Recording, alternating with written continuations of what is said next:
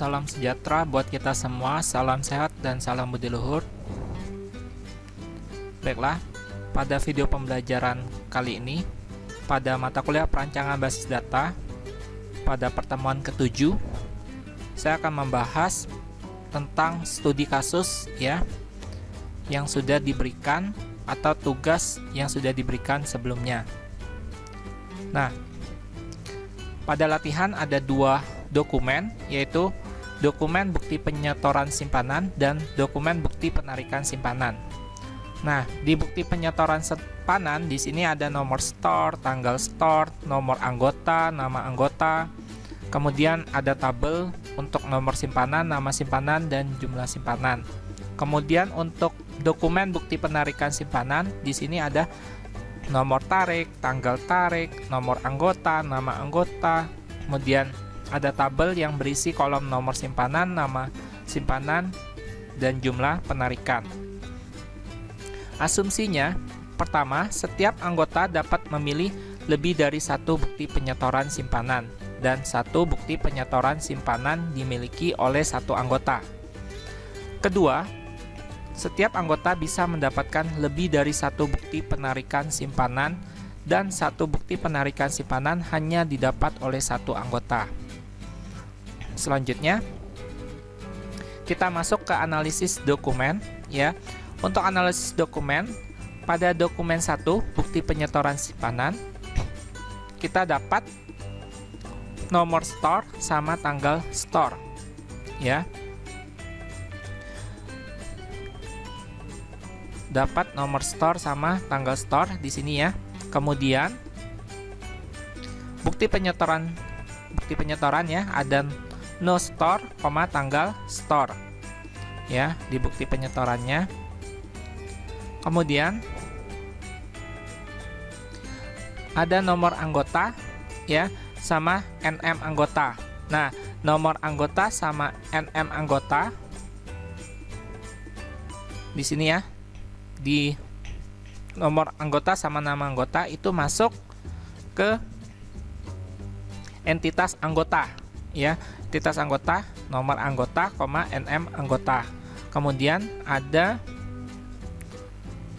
di sini ada nomor simpanan sama nama simpanan sama jumlah simpanan. Berarti no simpanan, NM simpanan ya, ini masuk ke dalam entitas simpanan ya. Jadi di entitas simpanan ada atribut no simpanan, NM simpanan. Nah, bagaimana untuk JML simpanan? Nah, untuk jumlah simpanan ini adalah atribut tambahan antara bukti penyetoran dengan simpanan. Selanjutnya, untuk dokumen kedua, bukti penarikan simpanan ya. Untuk bukti penarikan simpanan, kita lihat dokumennya lagi. Nah, di sini ada yang sama ya atributnya dengan bukti penyetoran simpanan, seperti nomor anggota, nama anggota sama, nomor simpanan, nama simpanan, jumlah nomor simpanan sama nama simpanan juga sama. Kalau yang sama itu tidak perlu lagi kita analisis ya atributnya sama analisis atribut sama entitasnya. Berarti untuk dokumen kedua bukti penarikan simpanan itu ada namanya entitas bukti penarikan. Nah, atributnya yaitu no tarik sama TGL tarik, yaitu nomor tarik sama tanggal tarik. Di sini asumsinya yang pertama, setiap anggota dapat memilih lebih dari satu bukti penyetoran simpanan dan satu bukti penyetoran simpanan dimiliki oleh satu anggota.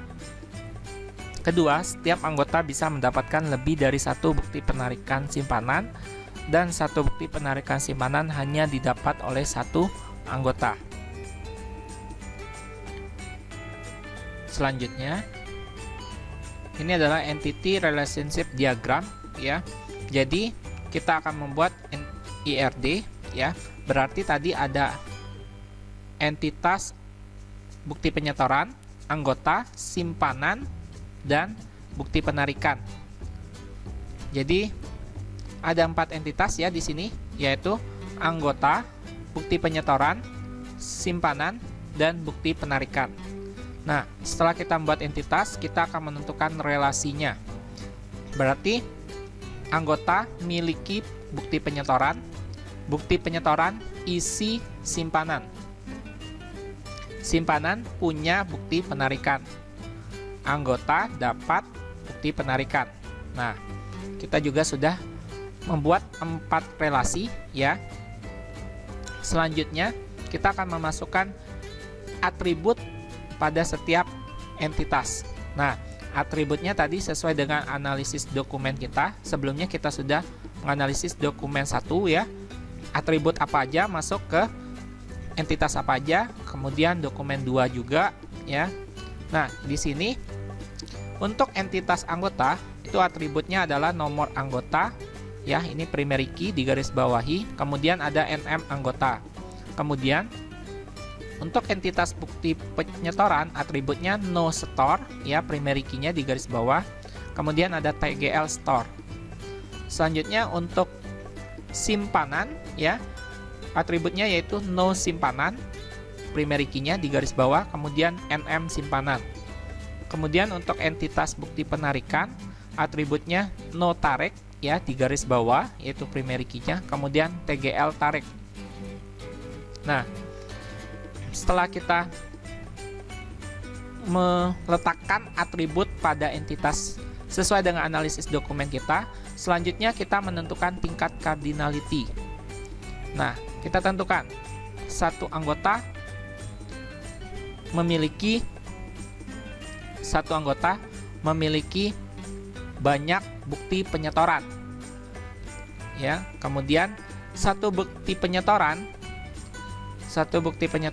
dimiliki satu anggota, berarti tingkat cardinality-nya yaitu one to many.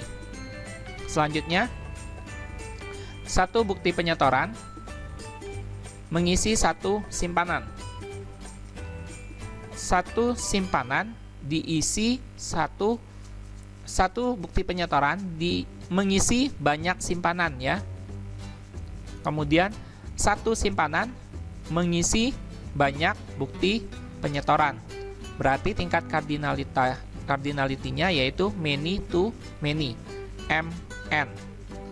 Kalau tadi 1M ya, one to many. Kalau ini many to many, MN.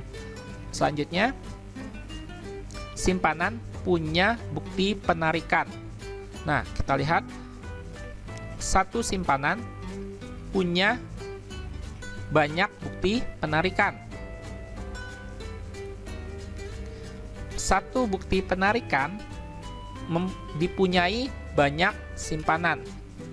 Berarti tingkat cardinality-nya many to many, MN. Selanjutnya, anggota dapat bukti penarikan. Satu anggota dapat banyak bukti penarikan. Satu bukti penarikan didapat satu anggota. Berarti tingkat cardinality-nya one to many. Nah, setelah semua kita sudah mendapat tingkat cardinality-nya, selanjutnya kita akan menentukan atribut pada relasinya. Nah, atribut pada relasinya untuk relasi miliki, karena ini anggota miliki bukti penyetoran, tingkat cardinality-nya one to many, maka relasi miliki ini mengambil atribut primary key dari kedua entitas ya yang berhubungan dengannya, yaitu no store sama nomor anggota ya, digaris bawahi karena keduanya primary key. Selanjutnya, bukti penyetoran isi simpanan, tingkat cardinality-nya many to many, maka relasi isi akan menjadi entitas sendiri. Nah, maka primary key dari kedua entitas yang berhubungan ya, yaitu bukti penyetoran dan simpanan, akan dimasukkan di sini, yaitu no store sama no simpanan, digaris bawahi karena primary key. Kemudian karena dia menjadi tabel ya, jadi relasi menjadi entitas nanti akan menjadi tabel, maka harus menambahkan satu atribut tambahan. Nah, atribut yang ditambah sesuai dengan analisis dokumen tadi ya, ada namanya JML store, jumlah store. Nah, di sini di dokumen ada namanya jumlah store ya. Di sini di bukti penyetoran simpanan, jumlah simpanan ini adalah jumlah store. Nah, di sini ditulis JML simpanan, inilah JML store ya, untuk jumlah store. Nah, kemudian selanjutnya simpanan punya bukti penarikan. Tingkat cardinality-nya many to many, MN. Maka relasi punya akan menjadi entitas ya, akan menjadi tabel, maka kedua primary key dari kedua entitas yang berhubungan dengannya akan diambil ya, primary key-nya, yaitu no tarik, no simpanan, digarisbawahi keduanya karena primary key. Kemudian karena ini berhubungan dengan bukti penarikan ya, kemudian ini sudah relasi menjadi entitas, harus menambahkan satu atribut yang berhubungan. Nah, di analisis dokumen kedua tadi bukti penarikan simpanan ya, di sini ada di dokumennya, di sini ada jumlah penarikan. Nah, berarti kita tambahkan di sini JML tarik, jumlah tarik untuk tambahannya. Selanjutnya, untuk anggota dapat bukti penarikan, ini tingkat kardinalitasnya one to many, maka relasi dapat akan mengambil dua primary key dari kedua entitas yang berhubungan dengannya. Maka no tarik sama nomor anggota ya, diambil, dimasukkan di atribut relasi dapat ya, digarisbawahi keduanya karena primary key. Nah, kita sudah menentukan ya atribut pada keempat relasi ya yang berhubungan dengan entitasnya. Maka sudah selesai IRD yang sudah kita rancang. Nah, seperti ini IRD-nya.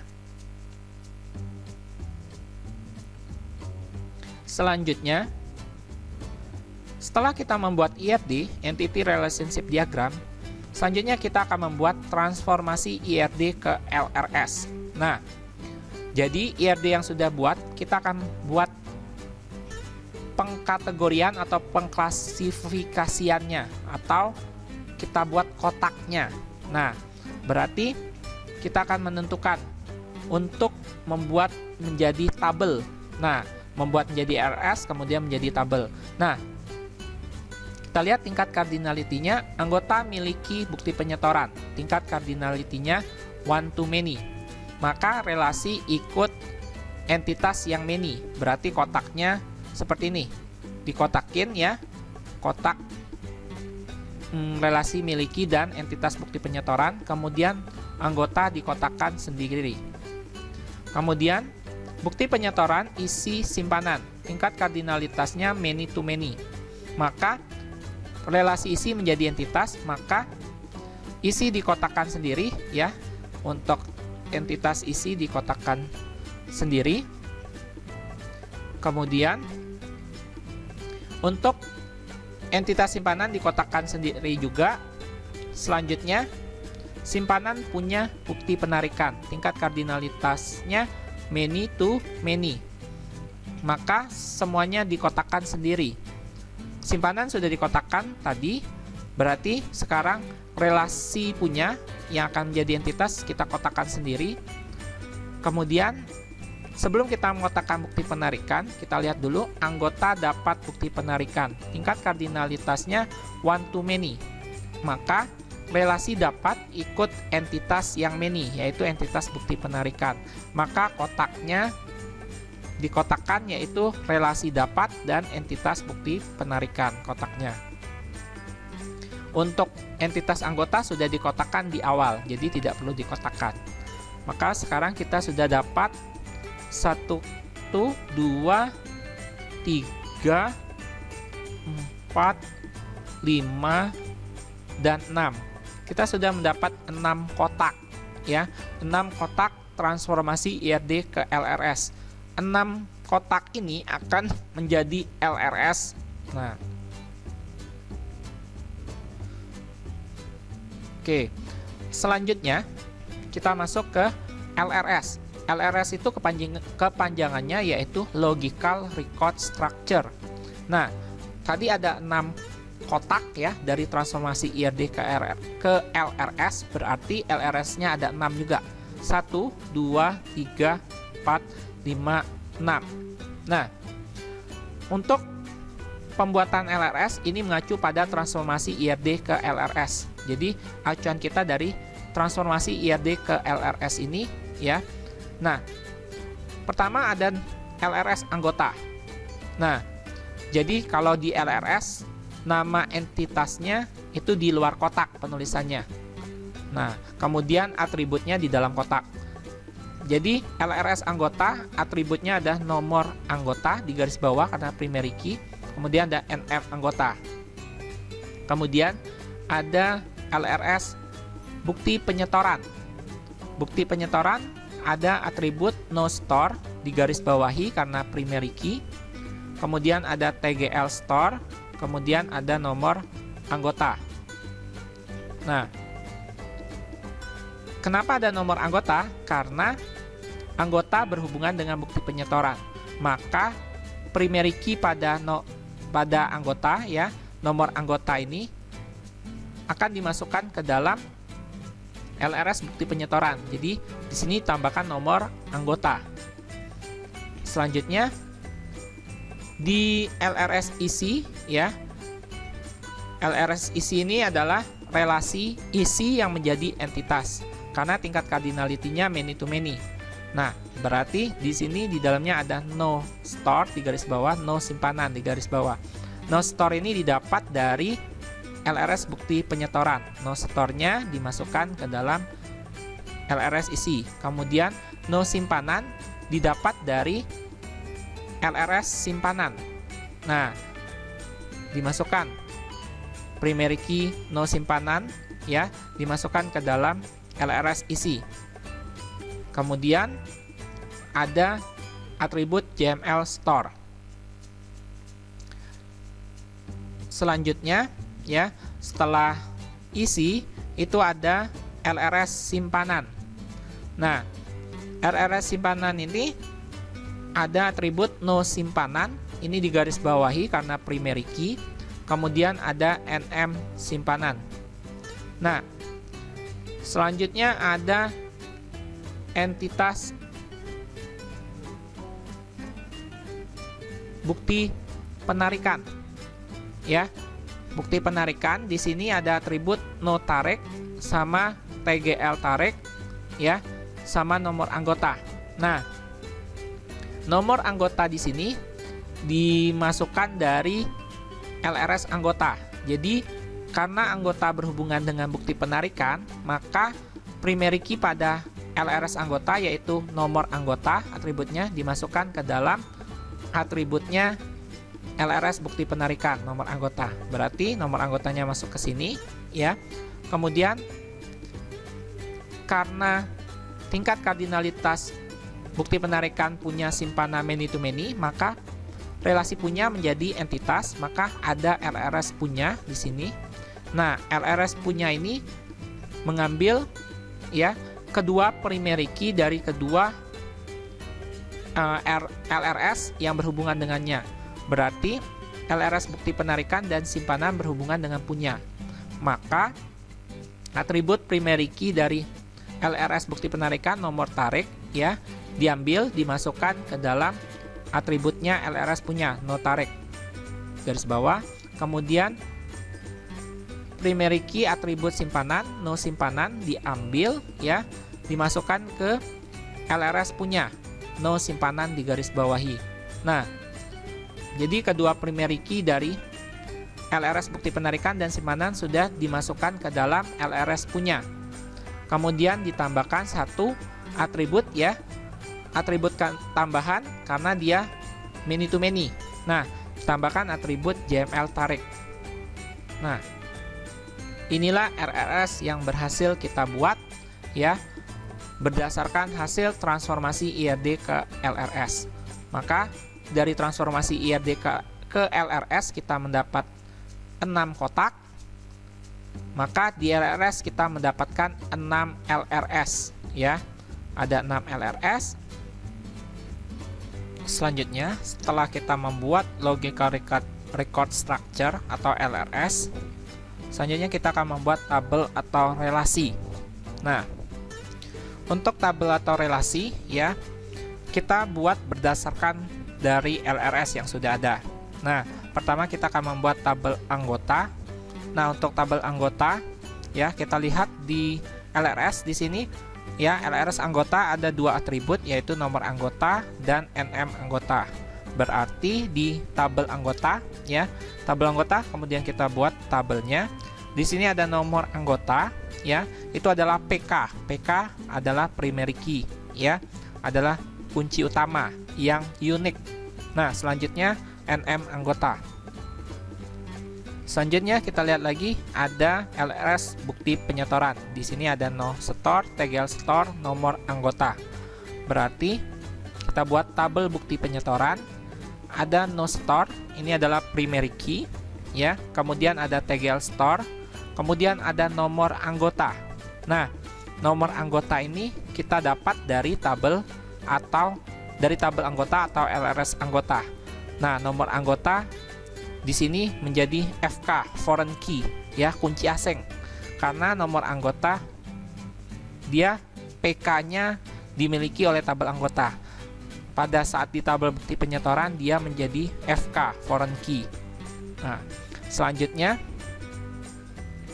setelah tabel bukti penyetoran ada ya LRS punya. Nah, ada namanya tabel punya. Di LRS punya ada atribut no tarik, no simpanan, JML tarik. Maka di tabelnya ya kita buat no tarik itu FK ya, karena dia adalah foreign key ya. Kemudian no simpanan juga FK, foreign key. Kenapa? Karena di RRS ya, punya ini adalah relasi yang menjadi entitas. Nah, dia menjadi RRS dan menjadi tabel. Nah, no tarik ini didapat dari primary key-nya punya LRS bukti penarikan. Kemudian no simpanan ini primary key dari LRS simpanan. Nah, jadi dia mengambil 2 primary key dari 2 LRS yang berhubungan dengannya. Nah, jadi no tarik foreign key, no simpanan foreign key. Foreign key ditambah foreign key maka menghasilkan primary key. Jadi kedua atribut ini kalau digabungkan, no tarik plus no simpanan, maka menjadi yang awalnya foreign key ditambah foreign key maka menjadi primary key. Kemudian ada atribut JML tarik. Selanjutnya ya, kalian bisa lanjutkan sendiri untuk tabel yang lainnya. Masih ada 3 tabel ya. Masih ada tabel untuk tabel isi, tabel simpanan, dan tabel bukti penarikan.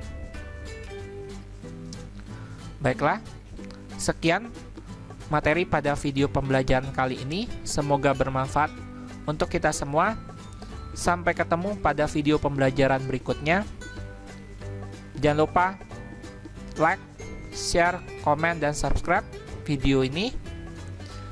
Saya ucapkan terima kasih untuk semuanya. Saya akhiri. Salam sehat, salam sejahtera, dan salam budi luhur.